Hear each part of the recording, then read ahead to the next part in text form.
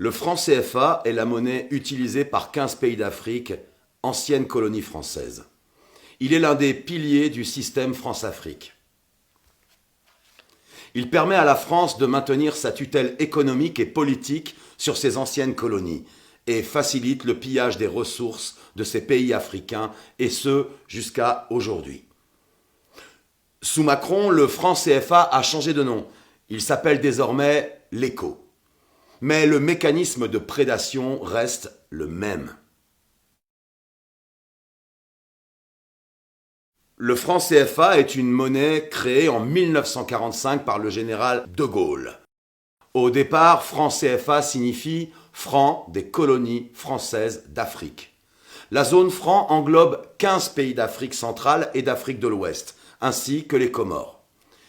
Les pays de ces trois zones utilisent des francs distincts qui ne sont pas convertibles entre eux, ce qui ne favorise pas les échanges commerciaux entre ces trois zones. Premier problème. Le franc CFA ne garantit pas le développement des pays concernés. 10 d'entre eux sont encore classés parmi les pays les moins avancés. De plus en plus contestée sur le continent africain, cette monnaie coloniale a fait l'objet d'une réforme en 2019. Pour l'Afrique de l'Ouest uniquement, l'ECO remplacera désormais le franc CFA. L'Afrique centrale et les Comores, quant à eux, conservent le franc CFA. Alors, avec l'ECO, qu'est-ce qui va réellement changer ? En réalité, peu de choses. Le ton était annoncé dès le départ. La France a élaboré dans la plus grande discrétion cette réforme avec les autorités ivoiriennes sans associer les autres pays de la zone, continuant ainsi de nier la souveraineté de ces derniers. Outre un changement de nom, la présence d'un administrateur français à la Banque centrale des États d'Afrique de l'Ouest a été supprimée, tout comme l'obligation faite aux États africains de déposer 50% de leurs réserves de change sur les comptes du Trésor français. Mais entre le franc CFA et l'ECO, tous les autres mécanismes de prédation et d'appauvrissement demeurent. Premièrement, la France reste la garante de l'ECO comme elle l'est du CFA, ce qui lui permet de maintenir un contrôle politique sur ses anciennes colonies. Concrètement, si les réserves de change des pays africains sont inférieures à un certain seuil, la France a l'obligation de venir combler le déficit. Or, en vertu d'un mécanisme pernicieux, une clause de ratissage assure à la France de ne jamais avoir à le faire.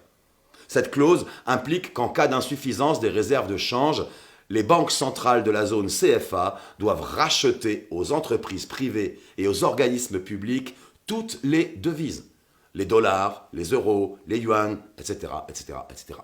C'est seulement après ce ratissage que le Trésor français met les euros à la disposition des banques centrales de la zone CFA, c'est-à-dire jamais. Deuxième mécanisme d'appauvrissement, qui perdure, malgré la réforme. La parité fixe entre l'euro et l'ECO est maintenue. Le taux de change a été décidé en 1999 par le Trésor public français. Concrètement, 1 euro vaut 655,957 CFA ou ECO depuis 22 ans. Ce principe fait du CFA puis de l'ECO une monnaie forte et surévaluée dans des économies peu dynamiques et faibles. Un problème majeur qui empêche les pays de la zone CFA de commercer avec les pays voisins dont les monnaies sont plus faibles. Par contre, cette parité fixe sécurise les investissements et surtout les rapatriements des bénéfices des entreprises françaises et européennes. Bien joué, non ? Elle leur permet également d'acquérir des matières premières à des prix bas et sans courir les risques liés à un taux de change fluctuant. Troisième et dernier mécanisme de prédation, la convertibilité illimitée et le libre transfert sont maintenus. En permettant de convertir directement l'ECO en euros, ce principe sécurise les investissements des entreprises étrangères sur le long terme. Les entreprises françaises et européennes peuvent rapatrier plus facilement leurs capitaux hors de la zone franc vers la zone euro.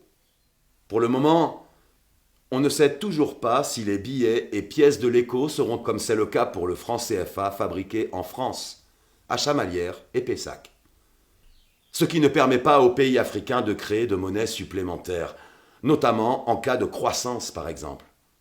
Les investissements sont donc entravés et le développement de ces pays freiné. La réforme de l'écho permet donc de maintenir la domination française. Il constitue encore et toujours une atteinte à la souveraineté des pays africains de la zone franc, et il permet que la fuite des capitaux hors d'Afrique se perpétue.